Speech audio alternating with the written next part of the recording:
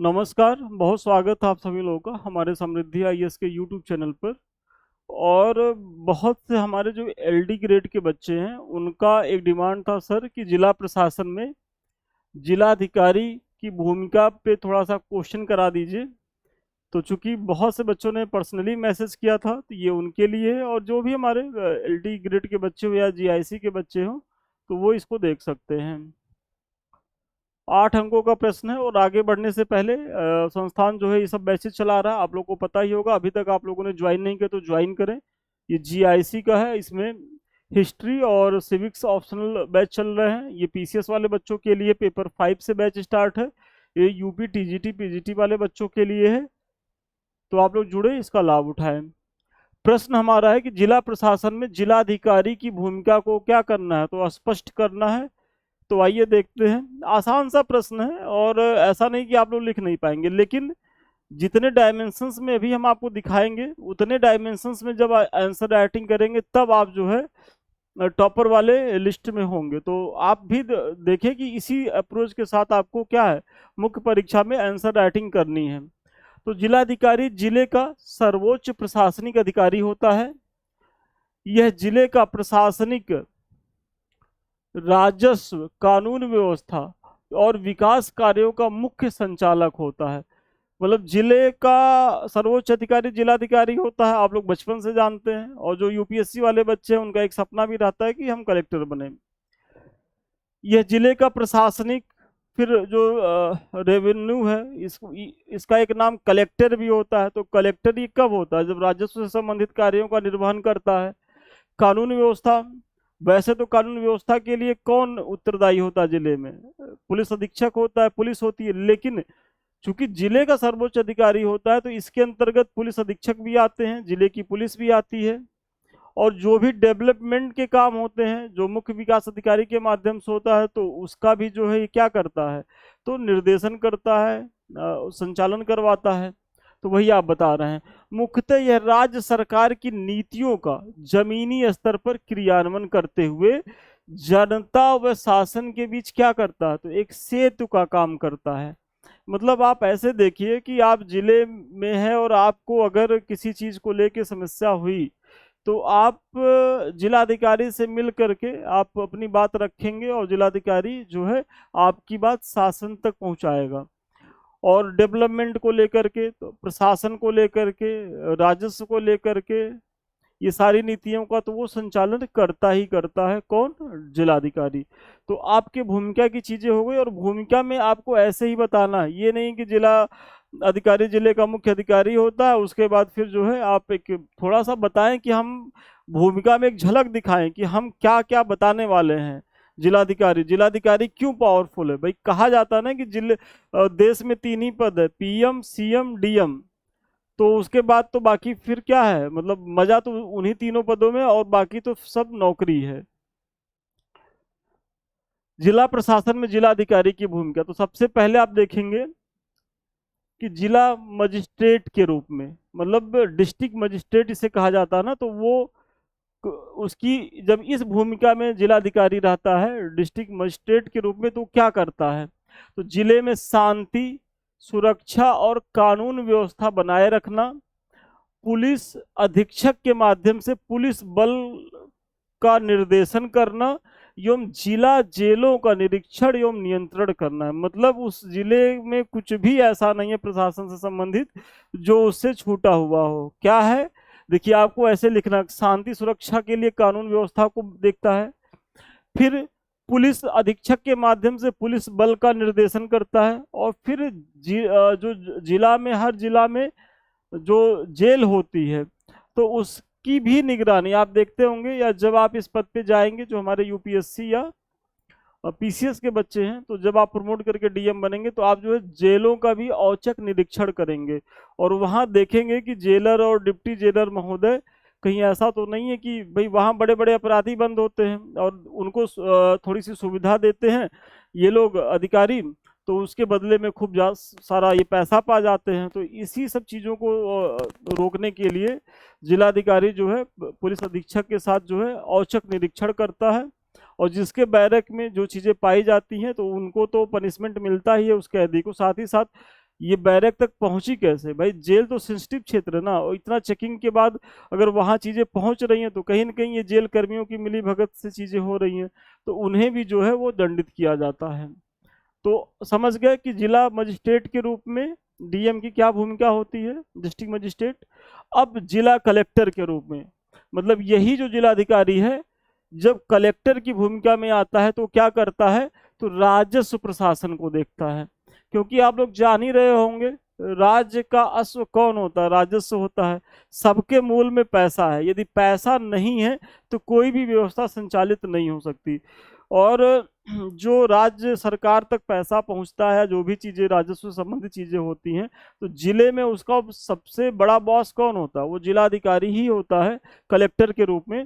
तो जिले का मुख्य राजस्व अधिकारी होने के नाते भू राजस्व, आबकारी शुल्क, स्टाम्प शुल्क एवं अन्य सरकारी बकाया की वसूली की जिम्मेदारी किसकी होती है? तो डीएम की होती है। मतलब ये रेवेन्यू कलेक्ट करने का काम करता है कलेक्टर के रूप में, क्योंकि यही जो है जिले का मुख्य राजस्व अधिकारी भी है। ठीक है। फिर भूमि रिकॉर्ड और पंजीकरण भी देखता है कि भूमि अधिग्रहण, भूमि सुधार और संपत्ति के पंजीकरण से जुड़े सभी कार्यों का पर्यवेक्षण कौन करता है? तो यही कलेक्टर करता है।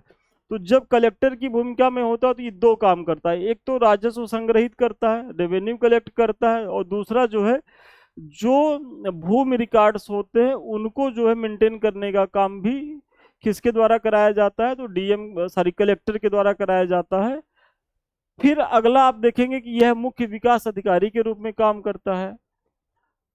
जिले में आप देखेंगे मुख्य राजस्व अधिकारी भी होते हैं, मुख्य विकास अधिकारी भी होते हैं, लेकिन वो सब सबॉर्डिनेट होते हैं किसके? डीएम के सबॉर्डिनेट होते हैं।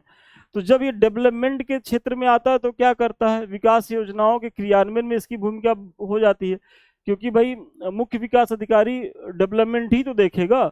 और एक जिले का बजट बहुत ज्यादा होता है, मतलब कई सौ करोड़ का बजट होता है, और ऐसे में उस सब बजट का सही से क्रियान्वयन हो रहा है कि नहीं, जो विभाग को आवंटित किया गया वो विभाग उस धन का सही से प्रयोग कर रहे हैं कि नहीं कर रहे हैं, तो ये सब की मॉनिटरिंग कौन करता है? तो डीएम के द्वारा ही की जाती है। राज्य की अवधारणाओं के तहत जिले में गरीबी उन्मूलन, शिक्षा, स्वास्थ्य, रोजगार से जुड़ी योजनाओं का सफल क्रियान्वयन करना, तो ये कौन करता है? तो ये करता है डीएम करता है।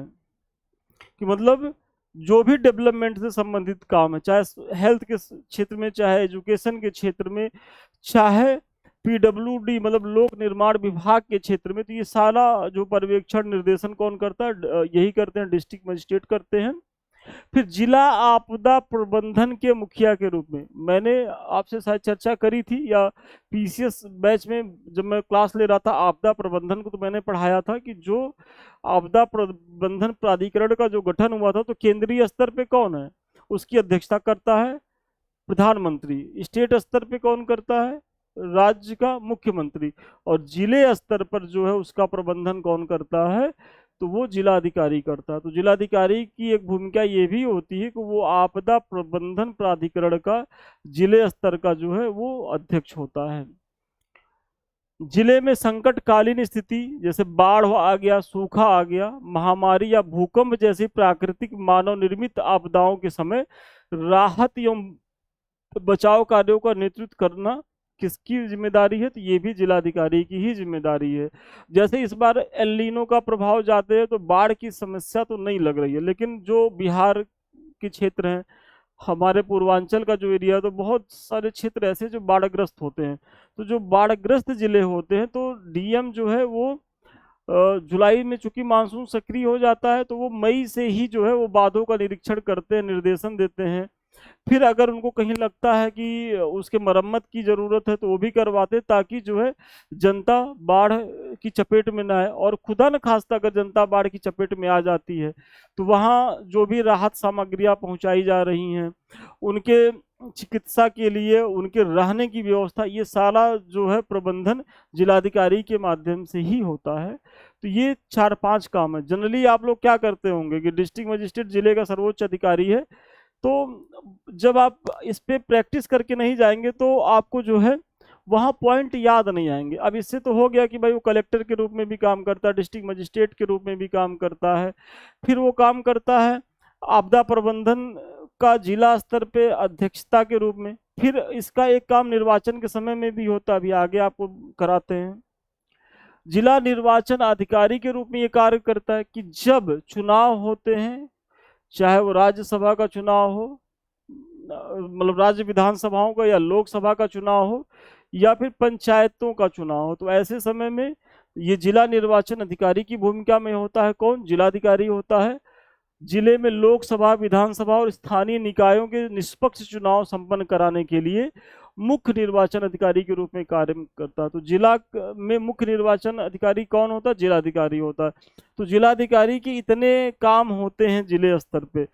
विकास का काम देखता है, कानून व्यवस्था का काम देखता है, निर्वाचन का काम देखता है, आपदा प्रबंधन के समय की चीजें देखती है। तो जब इतने डायमेंशंस में आप चीजों को नहीं लिखेंगे और कोई बच्चा लिख रहा होगा तो आप कैसे उससे ज्यादा नंबर पाएंगे? तो इसीलिए अपने आंसर राइटिंग में जो है बहुत ज़्यादा विविधता लाइए, मतलब कई पॉइंट निकाल के दीजिए। ये नहीं है कि बस एक पॉइंट पा गए और उसी पे कॉपी भर दीजिए, पेज भर दीजिए, उससे आप अंक नहीं पाएंगे। कई पॉइंट, छोटे छोटा पॉइंट, लेकिन सब में दीजिए जैसे मैंने बताया। तो ऐसे ही यही अप्रोच आपके मेंस आंसर राइटिंग में होना चाहिए।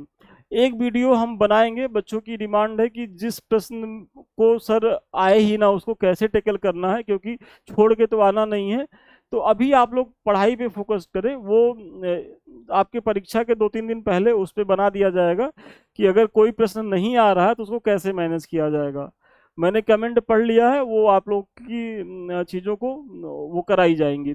तो इस प्रकार उपयुक्त विवरण से स्पष्ट है कि जिलाधिकारी जिले का सर्वोच्च अधिकारी होने के कारण जिले में क्या है, तो बहुआयामी भूमिका का क्या करता है, तो निर्वहन करता है। तो आसान सा प्रश्न था लेकिन ट्रिकी प्रश्न था, और जनरली बच्चों को लगता है कि अरे डीएम की चीजें हैं, आएंगी तो कर लेंगे, और जब परीक्षा हाल में जाते हैं तो उनको जो है जब सोचते हैं तो पॉइंट समझ में ही नहीं आता है, और आप इतना प्रेशर में होते हैं कि अगर 2 मिनट आपकी कलम रुकी तो फिर आप प्रेशर में आ जाते हैं। तो ऐसे में गलत सलत लिख के आ जाते हैं और जो आपका नुकसान हो जाता है। ये कुछ लिंक्स है। एक तो हमारा समृद्धि आईएएस का टेलीग्राम, इससे जरूर जुड़े क्योंकि जो हम पढ़ा रहे हैं उसका पीडीएफ आपको मिलेगा।